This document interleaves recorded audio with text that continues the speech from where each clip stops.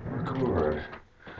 Alrighty, well, the name of the game today is to go over the questions for the final exam.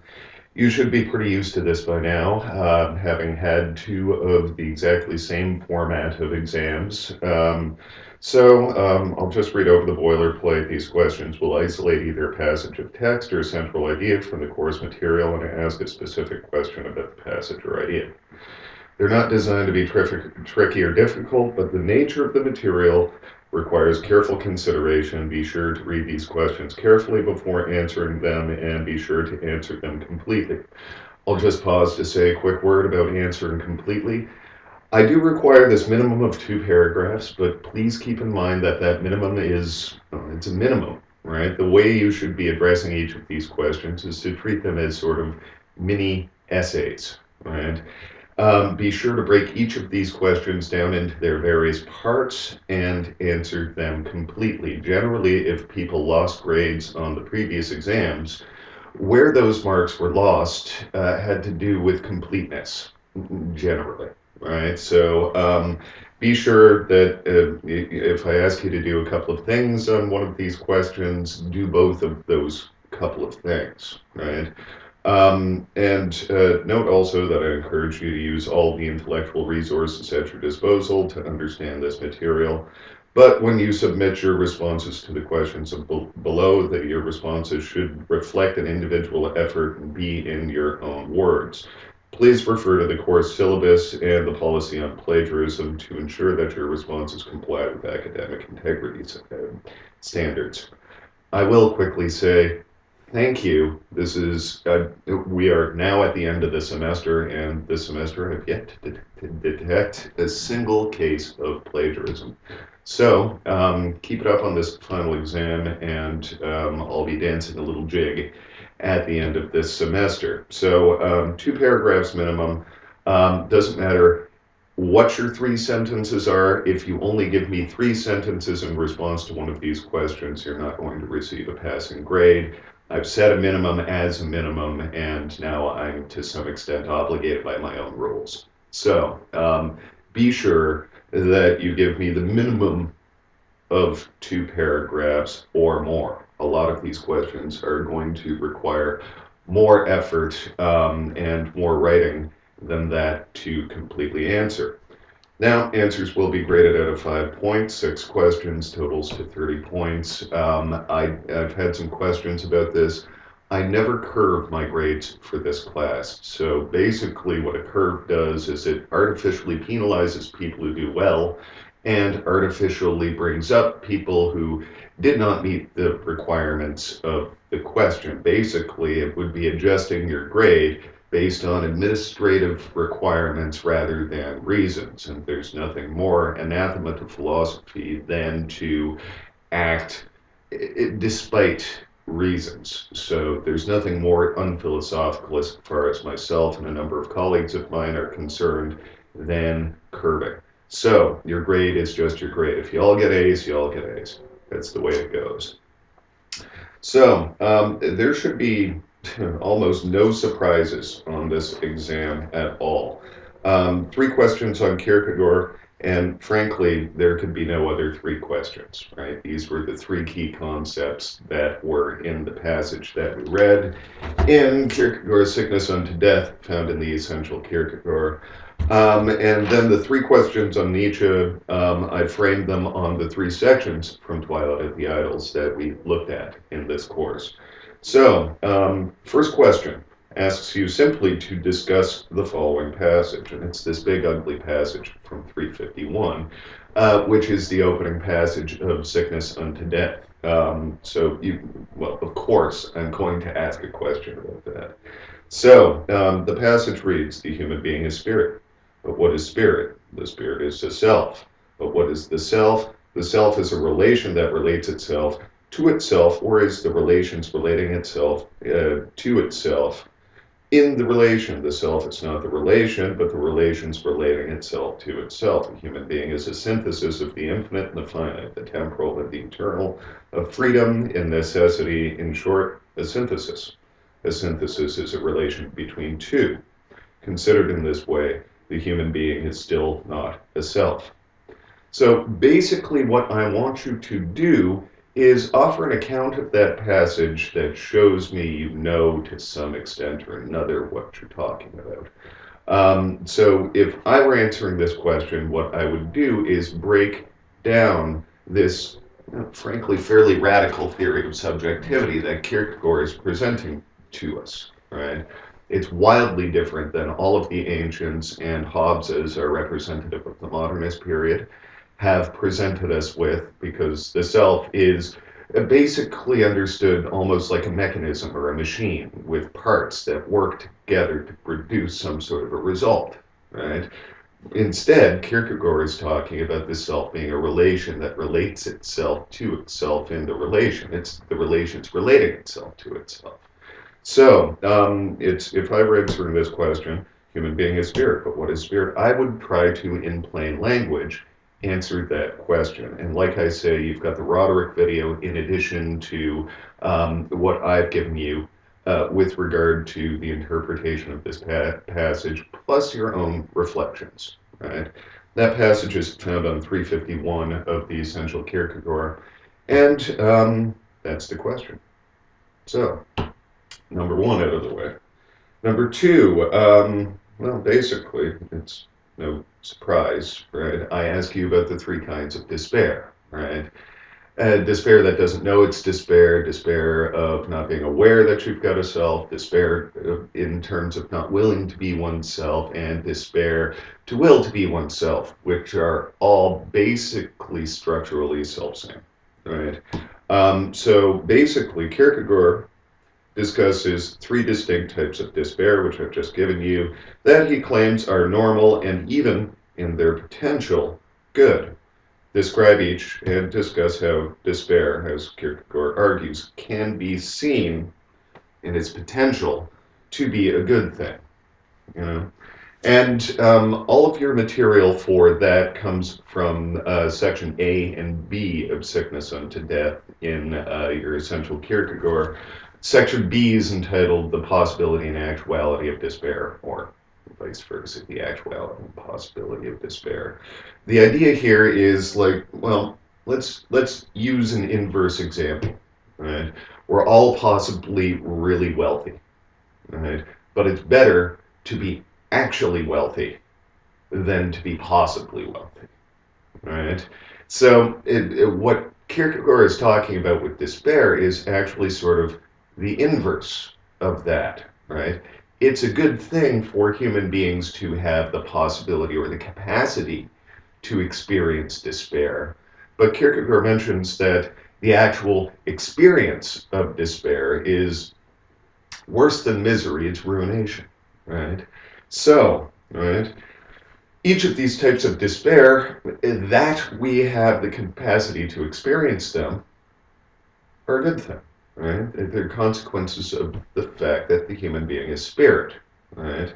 And spirit is the self, and the self is a relation that relates itself to itself, and the relation, it's the relations relating itself to itself, right? So basically what I want is a treatment of each of the types of despair, right? Give me examples, unpack them, describe what Kierkegaard is talking about with them, and like I say, you've got my videos, you've got Roderick, right? And an account of this frankly weird argument that talks about the possibility of despair being a good thing. Right? And then finally, Kierkegaard, the discussion by that name, describes despair as sin. There's actually a passage that says despair is sin in there. In what sense is the case? Right? In what sense is this the case? Right.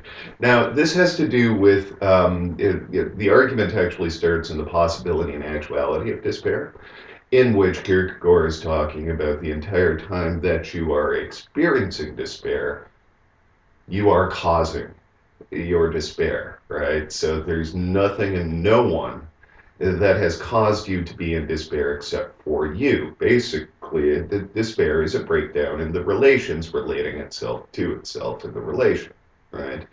The human being is spirit, the spirit is the self, but what is the self? The self is, well, the necessary conditions for the possibility of despair, right? So, in terms of responsibility for despair, Right? It's not something other than you that causes you to be in despair. You don't despair over something. You always, by Kierkegaard's account, despair over yourself. So, in a sense, you do it to yourself. Right? So, it's this kind of responsibility, right, that Kierkegaard is talking about. It basically Kierkegaard presents despair as sort of an aggravated offense, right? So, what I'm looking for in question 3 is a treatment of that argument, right? And that's half the exam. Not too bad, eh? Now, for Nietzsche, again, we discussed 3 sections. One is the problem of Socrates, the other one is reason in philosophy, and the third one is morality as anti-nature. And of course, what did I do? I asked you 3 questions. One on the problem of Socrates, one on reason in philosophy, and one on morality as anti-nature. So, no surprises there. First question in Nietzsche, question 4 reads, in Nietzsche's criticism of Socrates, he describes the, quote, hypertrophy of the logical faculty and that sarcasm of the radic that distinguishes him. Discuss these qualities and how Nietzsche presents these qualities as signs of decline. Right? So in the problem of Socrates, first thing I don't need you to do is to give an account of the sort of ad hominem attacks that Nietzsche starts off with in Twilight of the Idols. That Nietzsche's ugly, he's a plebe, he's a member of the lowest class, et cetera, et cetera, et cetera. Right? This starts the substantial criticism of Socrates. He has an unusual, curious case because his logical factory is hyperactive. And this sarcasm that goes along with Socrates is a particular quality of resentment that Nietzsche goes on to criticize quite a bit. Right? So these qualities Nietzsche presents in Socrates as something that are a sign of decadence or decline, and Socrates is only the most extreme case of a general cultural malaise that is facing the ancient Athenians. Right? So Nietzsche presents these qualities, the dialectics generally, right, as a sign of decline. So basically, that's what I'm asking you to treat here. Right. So it's an overview of the curious case of Socrates and a discussion of in what sense the qualities exhibited by Socrates are signs of a decline. Right. So that's number 4. Number 5, in the section entitled Reason in Philosophy, Nietzsche presents 2 main criticisms of philosophical reason. Nietzsche claims the other idiosyncrasy of the philosophers is no less dangerous. It consists in mistaking the last and the first. That's Portable 481. Now, in that section, I presented you with 2 idiosyncrasies. Nietzsche presented you. I just followed Nietzsche. But with 2 main idiosyncrasies of the philosophers. In the first one, it's described as Egyptism, and it's more or less the arbitrary preference of being that which does not change over becoming. Right? It's arbitrary. And by Nietzsche's account, leads to a distrust of the senses. Then Nietzsche points out that the senses, frankly, we have science today to the extent that we've decided to accept the testimony of the senses and to think them through. So to turn hostilely against the senses based on this arbitrary preference of being over becoming is an idiosyncrasy. That's the first one. It's the less interesting of them. I think the more critical comment that he's making is this about confusing the last for the first. And it has to do with, basically the way that we understand our situation, like the way that we understand the nature of our ideas. So for Nietzsche, we have an idea, right, and a thing, a particular thing, right? Now recall for Plato, it's the idea that was really real, and the thing that was just an imitation, a copy of that idea, right? So truth doesn't even exist in the thing. Truth is abstract, it's essential, it's a concept, it has to do with the forms, right?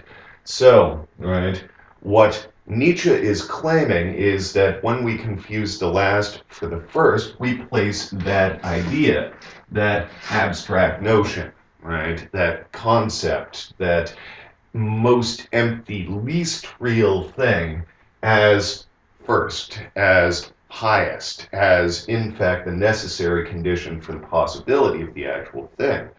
But more or less, Nietzsche, in this argument, is arguing that rather than the Platonic,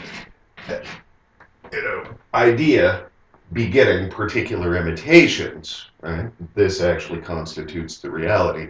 What Nietzsche wants to claim is that starting from the senses, starting from the perspective of being, what we do is we start with the thing and abstract those general qualities in sort of an instrumental fashion, right? Our idea of the thing is there to offer an account of the thing. So to treat the idea of the thing as more real than the thing is idiosyncratic. So what am I asking you to do here? All right. This question, presenting an overview of this argument, discuss what Nietzsche could mean by this. That's a bit redundant. So I asked you to present an overview of this argument, and in so doing, provide an overview of this argument. So just provide an overview of this argument is what I'm asking you to do. Right? So that's on 481 on. In that section, Reason is Philosophy.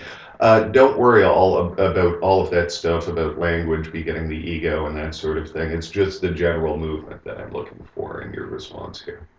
Okay?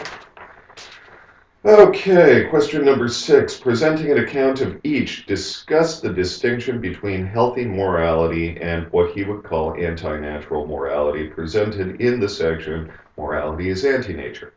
Right? So this entire section actually provides a criticism of basically Nietzsche's criticism of Christian morality, but nonetheless morality generally. Right? So he considers most moral philosophy that has gone on as something that turns hostilely against life, against the senses, against desire, against the necessities and contrivances of life. Right? So anti-natural morality does that. It tends to condemn for its own sake. It tends to advocate a method of castration or extirpation, right, as its basis, right? And there are a bunch of passages in there that are just gold for laying out Nietzsche's position, right? You're going to have an easier time with anti-natural morality. I can tell you that right now. The other thing that this question asks you to do is offer an account of healthy morality, and there are a couple of passages in here that will help you do that. All right, so Twilight of the Idols, Morality is Anti-Nature. Let me see, 489, the beginning of section 4, actually the whole of section 4. He claims, I reduce principle to formula. Every naturalism in morality, that is, every healthy morality, is dominated by an instinct of life. Some commandment of life is fulfilled by a determinate canon of shalt and shalt not. Some inhibition and hostile element on the path of life is thus removed. Anti-natural morality, that is, almost every morality which has so far been taught, revered, and preached, turns conversely against the instincts of life. It's a condemnation of these instincts. Right? So that's at least one point where Nietzsche is drawing the hard distinction between the two. Right? A little bit further down here on 491, Nietzsche claims morality insofar as it condemns for its own sake and not out of regard for the concerns and considerations and contrivances of life is a specific error with which one ought to have no pity, an idiosyncrasy of degenerates, which has caused immeasurable harm. We immoralists, we others, And there he introduces the idea of approving and affirming kind of thing. So generally your morality should affirm life. Now, what Nietzsche really sees morality as being is something that is instrumental. Moralists, on the other hand, tend to present morality as something that's written in the sky and offers commandments to us that we must perform or prohibitions to us that we absolutely must not perform, regardless of situation, regardless. So, morality that draws its authority from principles, right, without sort of any influence about the contrivances and the conditions of life, right, is going to be problematic because morality, as far as Nietzsche considers a positive, sort of healthy attitude towards morality, has to do with having your values instrumentally laid out in front of you in a way that allows you to affirm life, live your life, to overcome the obstacles that face you in life. So Nietzsche's account of morality is, to some extent or another, instrumental, right? But always subject to this ascending affirmation of life kind of principle. So that's your exam. This exam is due December 13th by 5 minutes to midnight. This time, it's since the grades have to be in so quickly, I won't be able to accept any late assignments. They have to be in there December 13th. And you noticed I gave you a few extra days with these questions as well. They were posted last Wednesday, so you've got more than a week, right? So if you've got something else going on that day, on December 13th, which is Friday, lucky I think. All right. Well, plan your time and get her done early. Right. Submit your responses via Moodle by this date in .doc.docx, PDF, or TXT format. It's this open freely stuff. I've had a lot of problems with students submitting with open freely and open freely not actually having the whole of the assignment on there. So don't use that. It's your responsibility to make sure that your assignment is submitted on time, completely, and in the correct format, right? So that's your responsibility. So once you submit, make sure it's submitted properly, is what I'm saying. The other thing is we're in a situation this semester where here in the last week, this is exam period, you're still in control of 40% of your final grade. 30 for this exam, plus 10 for the forums, all right? The discussion forums, if you've missed them all along, you still have this week to complete them. They will also close at 11:55 December 13th. That's Friday, the same time as the exam. And what's going to happen with them is they're just going to disappear, right? So the deadline is the deadline for this. I'll be answering email obsessively this week, so if you need anything, please let me know, and I'll do what I can to help you via email. I'm tentative about saying this because I don't know what this week is going to be like. But if you absolutely must meet me on campus, I'm going to do my best to make myself available to do that. So please enjoy this exam and contact me with any difficulties. And generally, thank you for this semester. It's been a slice. All right. Thank you, and I'll look forward to reading your finals.